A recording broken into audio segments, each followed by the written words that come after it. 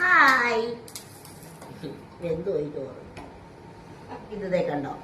ഇത് കോവിലകം special മാങ്ങാപ്പുളിശ്ശേരി recipe ഉണ്ട്, ഞാൻ ഇടാം. ഈ വറ്റൽമുളകിന്റെ ഇതിങ്ങനെ ഒഴിക്കണം, അതൊക്കെ പിന്നെ വെക്കാം. ഞാൻ ഇതിങ്ങനെ കഴിക്കട്ടെ. ഒന്നുമില്ല, ഇവർക്കൊക്കെ ദേഷ്യം എൻ്റെ അടുത്ത്. ഞാൻ അങ്ങനെയൊക്കെ പറയും. മാങ്ങാപ്പുളിശ്ശേരി കൂടി ഞാൻ കഴിക്കട്ടെ. കോവിലക സ്പെഷ്യൽ.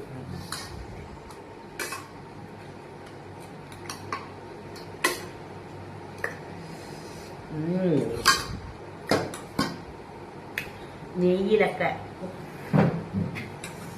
പൊളിയാണ്.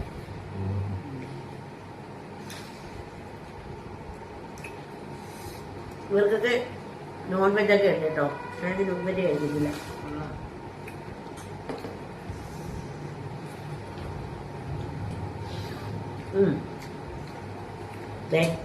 മാങ്ങ, നല്ല പഴുത്ത നാട്ടുമാങ്ങ.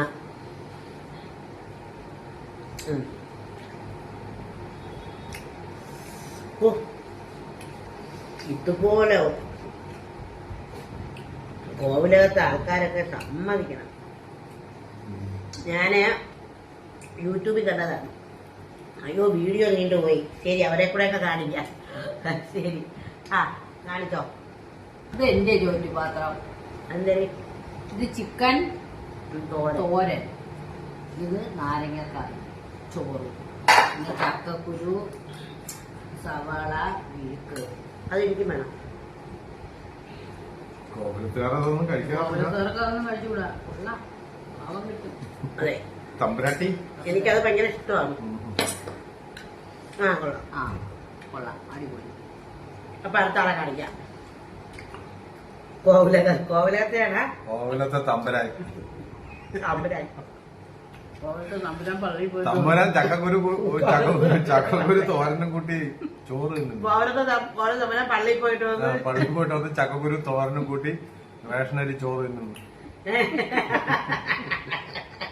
അത് പൊളി, അത് പൊളി. അമ്മക്ക് പുളിശ്ശേരിയൊന്നും ഇല്ലേ? അമ്മക്ക് അതിനുള്ള സാമ്പത്തികമൊന്നും ഇല്ലേ? നമുക്ക് ചക്കക്കുരു തോരനും ഇച്ചിരി ചിക്കന്റെ ഗ്രേവി. സാമ്പത്തികമൊന്നുമില്ല. ഇത് എടുക്കണേ. കോലത്ത യുദ്ധങ്ങൾ കഴിയുന്നവരെ പുളിശ്ശേരി കൂട്ടുന്നില്ലേ? തീരുമാനിച്ചു.